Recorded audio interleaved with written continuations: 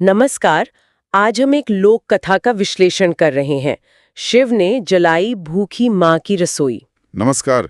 हाँ, ये कहानी आस्था और एक माँ की जो पुकार होती है उसके बारे में है, और साथ ही दैवीय हस्तक्षेप का भी जिक्र है। बिल्कुल।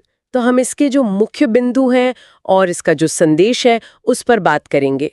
देखेंगे कि कैसे एक साधारण गरीब महिला की भक्ति और उसकी मुश्किल परिस्थिति को ये कहानी दिखाती है। कहानी का हुक ही काफी मार्मिक है ना। एक गरीब विधवा कौशल्या और उसका बेटा।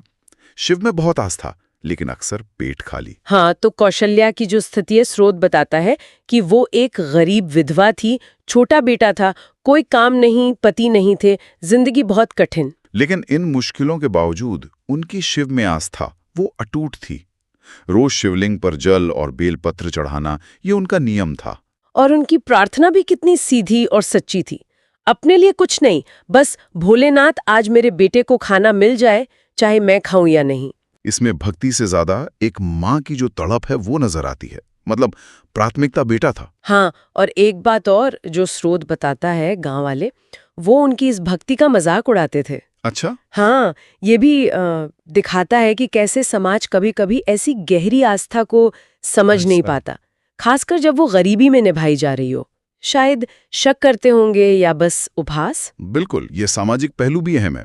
खैर, कहानी आगे बढ़ती है और मुश्किल और गहरी हो जाती है।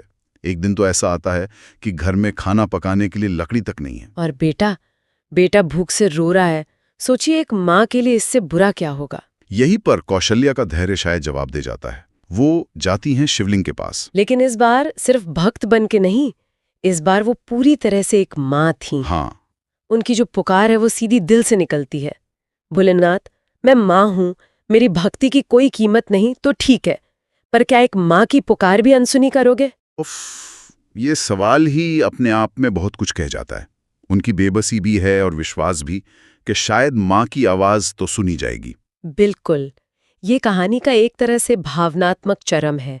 यहाँ आस्था सिर्फ रस्म नहीं, एक माँ की आखिरी उम्मीद बन जाती है। और स्रोत के अनुसार ठीक इसी पुकार के बाद चमत्कार होता है। हाँ, अचानक कौशल्या देखती हैं कि झोपड़ी से धुआं उठ रहा है। वो भागकर अंदर जाती हैं और देखती हैं कि चूल्हा जल रहा है और उस पर खिचड़ी पक रही है। खिचड़ी पक रही है। ये तो हैरान करने वाली बात थी। और इतना ही नहीं, पास में एक बूढ़े साधु खड़े मुस्कुरा रहे हैं। कौशल्या पूछती हैं कि ये सब कैसे हुआ, तो साधु का जवाब कहानी का सार है। हाँ, वो कहते हैं शिव कभी भूखी माँ की पुकार अनसुनी नहीं करते। बस इतना कहकर वो अदृश्य हो जाते हैं। हाँ, वहीं गायब। इससे वो घटना